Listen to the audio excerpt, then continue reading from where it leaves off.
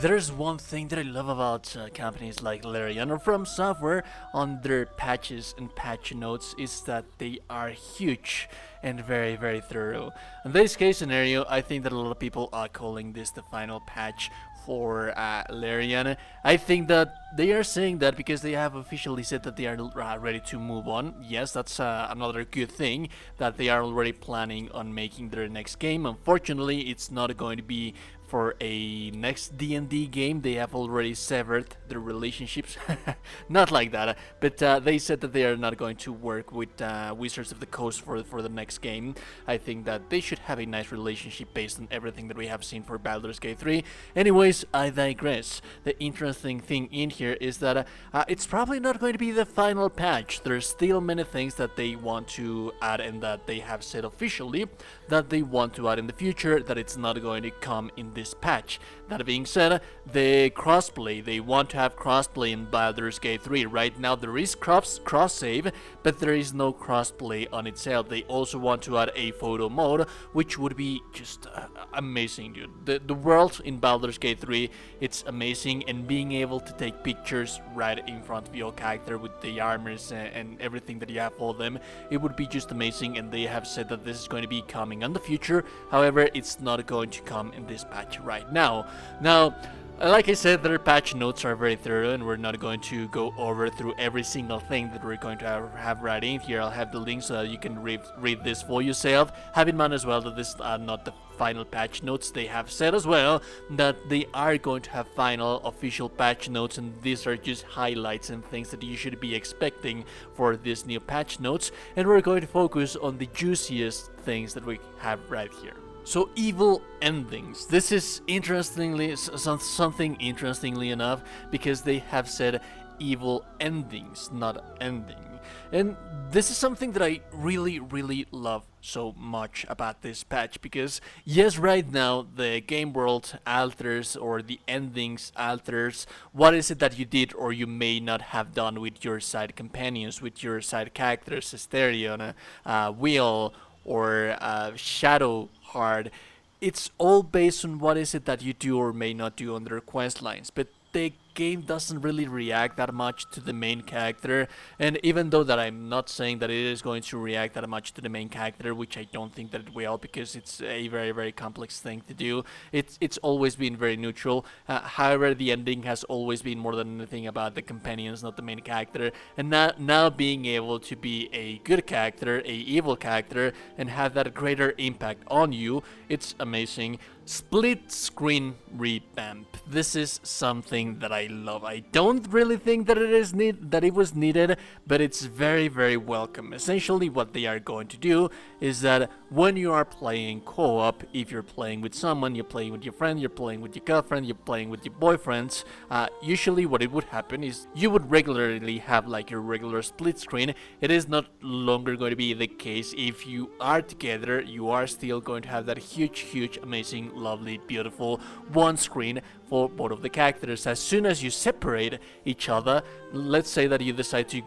go do one adventure, or meet that one character, or see that one new area, and you want to split it, then that's going to cause a split screen. But anytime that you're doing your main thing together and you're sticking close together, you're still going to have like that one big screen, and that is going to be amazing as well for the combat. It's going to be interesting to see how is it that they are going to manage the camera movements.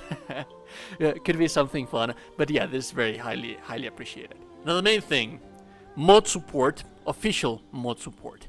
Now this is have something in mind that the patch is going to be delayed on consoles a little bit. I'm not sure how long are they going to delay it, but what is it that mod support gives to consoles and PC as well? Let's have in mind that there are still things that are not possible to do in consoles, and things that are possible to do in PC still regardless. Have in mind as well that they have said that they are not adding tools for brand new campaigns, so that is a real bummer. But let's say if we take a look at different games, like for example Oblivion, Skyrim, Elden Ring, Dark Souls 3 with Arc Thrones, or Sky Oblivion, there's people passionate people that are always making like a brand new game thanks to the mod tools that they have available to them, and they can give you brand new experiences. This is not something that you shouldn't expect something like this on consoles. This is still something that you may be able to do on PC. Something that it will be really interesting as well is that, for example, the cross progression, it's a little bit tricky if you're using mods. So for example, if you are using a modded save file and you want to use it on your Xbox, it's not going to be available. It's not going to be available on your PlayStation 5. However, all of your save files are always going to be available on your PC, regardless of you having mods or not, if you are importing them from your PlayStation or from your Xbox.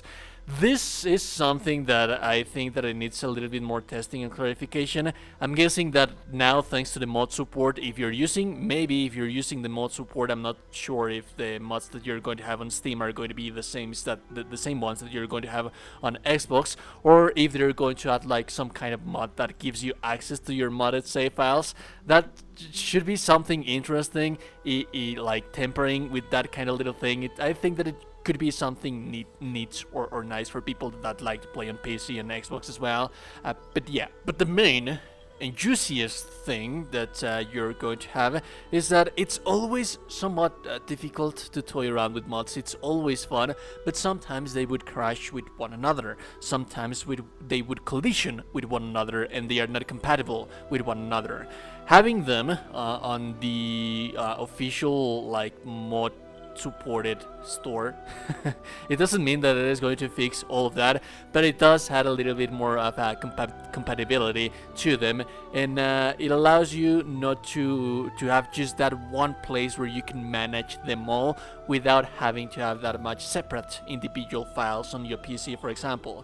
But what does this mean for consoles? One thing that I love about modding our games is that it feels like an official live service game, and I do not mean that in a bad sense of the word. I mean that in a cool sense of the word, because it basically gives you infinite replayability because of the amount of stuff that you can insert into your game. There's always passionate people making passionate mods for all kind of different things, tastes, sizes, colors of things that you can have in those games. So console players, what you can expect from the mods on your consoles is new classes, new weapons, graphical reworks, UI modifications, new armors, new character hairstyles, faces, presets, quality of life improvements, and do remember that this game is based on the 5th edition of Dungeons and Dragons.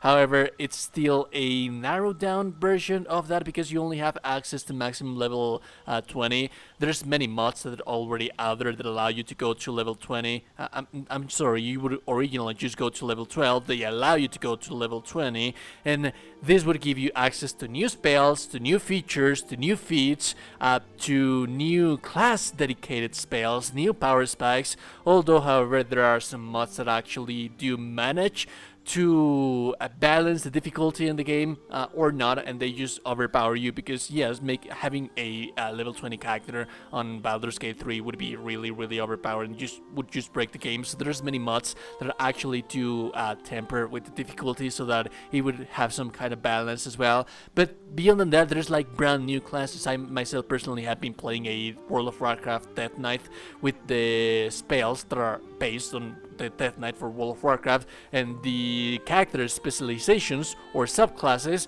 the Blood one, the Frost one, the Profane one, and it's not the only class that you would only have available. Like, there's always modders out there making just a brand new class. It's a brand new playthrough for you, dude. It's amazing, and this is something that it will be coming to consoles. However, it's been delayed right now because it's going to first launch on PC. Now, Honor mode is also getting a little bit of a work in here. It's also getting revamped. You can now make a custom game in Honor mode, and it is going to be a little bit more difficult, and it's a nice idea that you have like custom rules in here because there's a lot of new enemies that are going to have new legendary actions, new legendary spells, and that's really cool.